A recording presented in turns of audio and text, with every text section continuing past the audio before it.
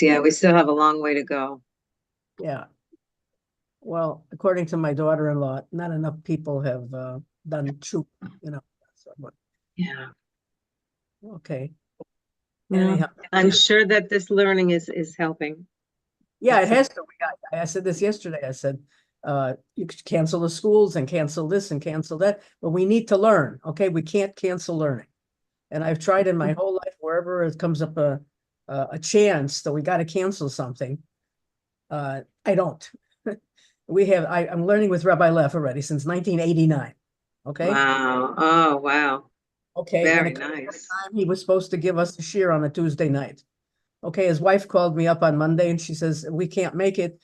Somebody in his past, important person in his past in Miami passed away and they want him to give the hesped. So they got looking for a flight to go Miami. Then we got to cancel this year. I said, no, I'm not going to cancel this year. Let's see what happens tomorrow. So Tuesday, she calls me up again and she says, no, we can't go. If the plane is late, they don't have the Levaya there. The Levaya is early in the afternoon. After that, they don't have, and then it wouldn't work. So he decided, Rabbi left, that he's going to talk from the Moshav with Skype or whatever it was at the time. And I said, well, I gotta, we can talk from my machine too. Let him come to Netanya. So I called my friend up, who also participates in the share. Can you have the share? Can he, Rabbi Left talk from your machine? Yeah, and he had a camera. I didn't at that time. So Rabbi Left came to Netanya. He spoke from Ed's computer, telephone, whatever it was. And when he finished, we had our share. It was a little, 15, 20 minutes later than usual, but we had this year. I didn't cancel this year. You see that? Look at you. Look That, avoid. and we're trying, whatever way we can, don't cancel this year. We need to learn. And here we are. And here we are. Here we here, are. And the Edelmans are back. Welcome. Welcome back. yeah. Thank you. Yeah. Thank you. Thank you. Thank you. Okay, so we're starting with Mem Dalet. Okay. Do you want me to read the overview? Yeah, go for it. Okay, let's try here. All right, he says this psalm, the third composition of the sons of Korah, is a memoir dedicated to their beloved country, Eretz Yisrael. They describe vividly the divine assistance which allowed Israel to conquer the land, and they lament the divine displeasure which caused Israel to lose it. It says Arvei Nachal in Parsha Shalach outlines the strategy for a permanent conquest of the Holy Land. God fashioned the earth in general, and Eretz Yisrael in particular, in accordance with his universal blueprint, the Torah. The spiritual essence of every square inch of soil is related to Torah laws. Through Torah study and the performance of its laws, Israel seizes the spiritual cone of each objective and thereby the conquest of the external physical terrain as a matter of course. The sons of Korach depict the early triumphs of our people as they entered the promised land, invincible and armed with Torah laws.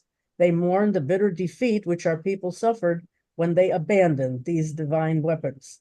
Nevertheless, these inspired singers are filled with hope, for even in the exile, the Jewish people have displayed undaunted loyalty to Torah by sacrificing their lives for the sanctification of God's name. Surely this merit will unlock the gates of redemption. Well, that's what we need today. I think that's what's not happening 100%, and then it's going on. Okay, that's the overview they gave you. Okay. Yeah, so the overview here is pretty similar. So we can okay. So it says that the Mizmor is written as though being sung by the assembled Jewish people, sometimes speaking as a single national entity, and sometimes speaking in the plural form as a collection of individuals. Possibly it was intended to be performed alternatively by a lead singer in a choir. Okay, interesting. Okay. Okay, so. All right, so here we had Lamnatseach Livnei Korach Maskil, and that wasn't anything. I think the second sentence is Elohim Ba'aznenu Shamanu Avotenu Sipru Lanu Poel Pa'alta Bimehem Bimei Kedem. We have heard, O God, our fathers have told us the deeds you performed in their time in days of old. So he says here, Korach's sons had no need to hear about these miracles with their ears, for they had been present when the wonders occurred. They witnessed the splitting of the sea and of the Jordan River. They were sustained by God for 40 years in the wilderness, and they participated in Joshua's miraculous conquest of Canaan. Therefore, the sons of Korah must be speaking for later generations of Jews who did not experience these miracles, but learned about them from their fathers. That's what Rashi says. Okay, it says the tradition was transmitted from father to son through the generations until it reached the generations which went into exile. That's from Radak. What else did he say here? When the Jews were redeemed from Egypt, Moshe said to them, "You are not being saved because of your personal merit. Rather, God is granting you this salvation in order that you recount these wonders to your children. And this way, God would be glorified, for Israel would recount his praises among the nations." The exiles will benefit only when you actually perform similar miracles for them. Okay, what else? Well, yeah, just as it says that this whole section, which is until Pasuk Hey, is all about like the triumphs of the past. So we're going to be hearing about all the triumphs of the past. Yeah, that's what you got to tell your children what happened. And what they heard, yeah. Yeah. What did he put here? By this apparent repetition, the psalmist alludes to a major principle in the interpretation of Jewish history. Events which occurred early in the life of the nation have lasting significance. The events of Israel's formative years foreshadow the nation's future. Beginning of Jewish history is seen as the spiritual seed from which future generations germinate. So, we can expect the miraculous events of that period to be repeated later in our history. The double expression po'el po'alta, the deeds which you performed, suggests therefore that God's performance of miracles such as those about to be recounted will repeat it. Okay, that's what we need today. Mhm. The other night. We should, that's it. Well, we should also recognize them like that miracle we just experienced and not make it something smaller than what it really was. Something like that is also something to pass down to the children and to generations. I was thinking, we'll tell our grandchildren, tell their grandchildren.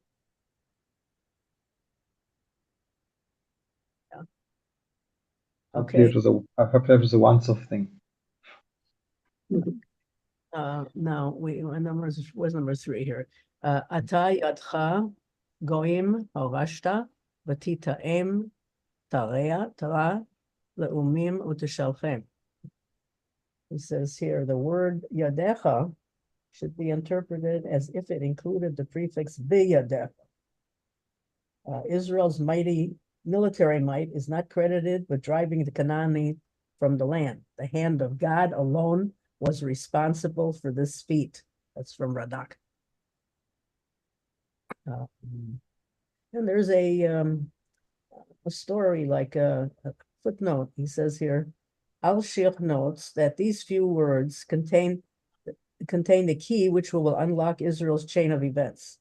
Before Israel can return to its land, it must defend itself against the nations which challenge its claim to Eretz Yisrael. These nations cry, Lesatim ata atem, listim ata. You're bandits. They accuse Israel of, they were still doing this today. They accuse Israel of having illegally driven out the land's rightful owners. Mm-hmm. Rashi begins his commentary to Bereshis by quoting Rabbi Yitzchak, who explains that the Torah, which is essentially a book of laws, not of history, begins with the narration of creation in order to provide Israel with a reply to the charge of banditry. Okay, the entire universe belongs to God. He created it. He gave it to whoever was fit in his eyes. It was his desire to give it to them, and it was his desire to take it back from them, ceding it to us. And it goes on like that. And then he says, The sages teach us that the universe was created through Asara Ma'amarot, 10 utterances. In Avos 5, the Mishnah lists many other series of 10. Maharal and others find a relationship between them. The 10 plagues which God brought upon Egypt correspond to these 10 utterances. Since the plagues totally defied the laws of nature, they prove dramatically that the forces of nature are subject solely to the will of God who created them. By demonstrating God's total mastery of even the minutest detail of nature, the plagues renewed the lesson of the 10 utterances that God is the creator and master of the universe. Thus, Israel's claim to Eretz Yisrael was reinforced. For if God, the creator, did not give up his mastery of the world, then he could determine to whom the territories should be assigned. Hashem decides, he's in charge. Okay. And here it also says that our forefathers were planted here. That the titaim, it is like a healthy young tree. So they would flourish. What do we say here? And it also says the terluim the shalchem, that they were dismissed. All these nations, the 7 nations, they were driven out. And it says here from from the arena of history, because we don't have any more Knaanim and Chitim and all these nations. So Hashem dismissed them from history. All right. All right. He says over here, you afflicted us, Torea Le'umim. Malva Moses, this verse records 2 forms of divine action against the Gentile inhabitants of Eretz Yisrael, where the nations were to be displayed fell into 2 distinct categories. The Goyim are the native people, unified by purely physical factors, such as geographic proximity and ethnic similarity. The Goy is a physical and territorial rather than an ideological entity. The Goyim must be displaced from Eretz Yisrael because God has reserved that territory for the Jewish people. Therefore, you drove out the people and planted Israel, like you said, in their place. The second group of Gentiles are the Umim, the nations, united by an ideological and spiritual bond. They actively deny God's sovereignty and scoff at him. Such people must be removed from Eretz Yisrael, not only to clear the territory for Jewish habitation, but also to eliminate the spiritual threat which the scoffers pose to the sacred chosen people. Because the Elumim are willfully Ra, you brought misfortune upon the nations and banished them, to demonstrate clearly the futility of their beliefs. It's from Malvin. All right, goes on that idea. So here, there's one more here, footnote thing, story. The rabbis said Sihon, the king of the Amorites, was as indestructible as a fortified town. When Sihon sat on a high wall, his feet would reach the ground. How did the Holy One, blessed he, vanquish him? He took Sihon's guardian angel, bound him, and gave him to Moshe. Why? God foresaw that none of Sihon's descendants would be God-fearing. Therefore, he completely eradicated Sihon and his posterity. How did the Amorites die? Rabbi Levi said God sent 2 poisonous flying insects to assault each Amorite. The insects attacked the Amorites in the eye, and they died. If not for this divine assistance, Israel could never have overcome them. Even Moshe was so awed by their might that Hashem reassured him, do not fear them. That's from Deuteronomy, okay, Devarim. King David referred to this when he said, for not by their sword did they possess the land. It's from Tanhuma. That's it from that story, okay? A little bit about the Amorites.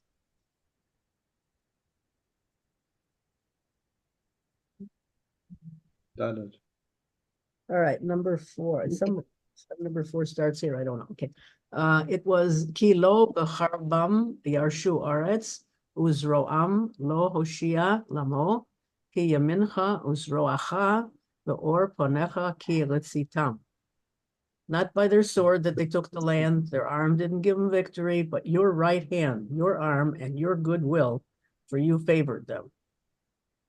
Talking about Hashem. Mhm. It says here that in any case, and again, this is talking about the Am Israel coming into the land, is that they weren't a trained army. So in any way, it's not as though they could have been expected to win, because they were not trained fighters. So clearly Hashem helped them. Says here, the miracles which you enacted for them were not nistarim. Nisim nistarim. He says, cloaked by the laws of nature, rather they were openly revealed wonders which publicly demonstrated your presence in Israel. That's Alvin. Thus God fulfilled the promise he made to Moshe and to all of Israel. Vayomer panai yalechu v'hanichoti lach. And he said, my presence will go before you and I will lead you. Alshich says, that's from Shmos. As long as they're engaged in Torah study, they found favor in your eyes. That's from Targum. All right, in other words, we still got to continue learning all the time. That's the whole idea. Okay, it's Very not true. the might and not the army and not this and that. Shem is the one who's running the show. Okay. And he wants us to learn. Now where are we on 5? Atahu Malki Elohim Saveh Yeshuot Yaakov. You are my king, O God. Decree victories for Jacob, Yaakov. You who performed wonders for my ancestors have remained my sovereign and God to this very day. From Storno. Therefore, please repeat the miracles which you performed in the past. That's from Radak. That's what we wanted to do today. Do what you did in the past. Here It's not your land. It's not Palestine. It's not, there's no such thing. Okay. This country was called different names over the years, depending on who was ruling here.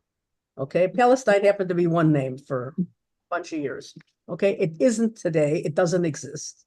Okay. So I don't know what they want, but they think it's their land. Yeah. We want Palestine back. We want to get back there. We want the Palestinians. Here it says, so we had the first part, Aleph to Dalet was all like what Hashem did in the past about giving us the land, and now it says from Hay onwards till Chet is all about us asking for Hashem's help now. So that was the first one. We say that Hashem is Malki Elohim Hashem, and that he asks, he commands his angels to do Yeshuot. Right. So we're asking Hashem to do Yeshuot for us. He says over here, Darash, something that's called Dorash Moshe. When you exhibited your wonders in Egypt, you were not yet Israel's king. We're talking about David. For Israel did not fully submit to your sovereignty until they accepted the commands of your Torah at Sinai. If my ancestors were worthy of your kindness, even before you became their king, how much more do I deserve your kindness today? For I am totally subjugated to your rule, and you alone are my king. Oh God. Okay. The name of Yaakov is associated with salvation because he blessed his descendants and prayed for their redemption, saying, Hamalach Hagoel Oti Miklala Livorach, the angel who redeemed me from all evil should bless the young man. Go on. It's from Ibn Ezra. Okay, that's fine. All right, number 6. Bacha Tsarenu Nenageach B'Shimcha Navus Kameno. Through you we gore our foes. By your name we trample our adversaries. Translation. What I mark here. We have begged for a supernatural divine intervention by your right hand, so that we would not be required to wage war. But if we are not worthy of miracles, and if we must engage in battle, then please be with us and help us gore our adversaries. That's from Malvi, you know. We'll try to do what we can, but you know, you're in charge. Again, B'Shimcha, by your name, words to Torah. Okay, that was 6. Now 7. Ki lo bikashti eftach v'charbi lo toshi'eni. I do not trust in my bow. It is not my sword that gives me victory. Realize that I'm not doing. It says the commentaries cite the sudden transition from plural to singular in this verse. Okay, he says Radak explains that the psalmist now refers to speak of the entire nation as one person.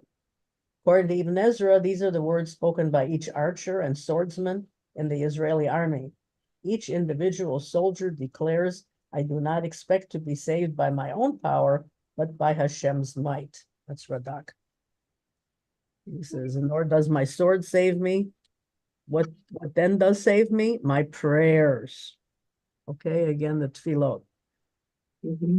Psalmist speaks here of the salvation of Yaakov, but the psalmist, we're talking here about Bnei Korach, right? The psalmist here speaks of the salvation of Yaakov. Yaakov said that he conquered the enemies, b'charbo u'b'kashti, with my sword and with my bow, which the Targum renders with my prayers and with my supplication. Yaakov's weapon could not have been an actual sword, for that implement had been taken away from him and given exclusively to the bloody hands of Esau. There, as it says, Al Harbacha Tifyeh. Okay, so we didn't have that. Okay. All right, number 8. If anybody has anything to add, you know, go on. Right. All right. Mine says the same. Again, it's the same commentary, so it's saying the same thing. Carry on. Ki hoshatanu mitzarenu umisanenu hevishota. You give us victory over our foes. You thwart those who hate us. And he just says here, we know that we need not rely on our own weapon of salvation, not only because we have heard with our ears from our forefathers that you alone wage our wars, but also because we personally witnessed your intervention when you saved us from our tormentors. Okay. All right. Again, it just says here again what you probably said, that our victory was not our doing, but it was yours. Trust Hashem. Trust Hashem. Okay, number 9. We'll do So we'll do this, and then we'll stop because the next. So do Ted, carry on. Okay, you want to do number 10? Yeah. No, 9. In Belohim hilanu kol hayom v'shimcha la'olam Selah. In God we glory at all times and praise your name. Selah. As we compose hymns of praise to you, and our souls glory in the fact that you are our King. We praise ourselves in the presence of our enemies by declaring that we place our full confidence in our God, who will save us from their hands. From Radak. We tell the Gentiles that for our sake, God will relate to them as Elohim, the dispenser of strict justice, and will punish them according to the letter of the law. Okay, we're using the different names of Hashem. It says Elohim. All right. So here it says that. So we've had this is what they say is the third part, where we give glory and gratitude to Hashem, and then from Pasuk Yod starts what they call the summary of the tragedy of the present. So we're going to stop before we get to that. Yeah, stop on a positive note. We're going to end on a positive note. So we'll carry on next time from Yud. It's a long one. Okay. Sounds good. So you think of our army today. You think of what's going on, and they said one of the most requested items was talitot and tefillin from the soldiers. So I think that even today that they still have that same commitment and feeling that it's through Hashem, not just through their bows and their arrows.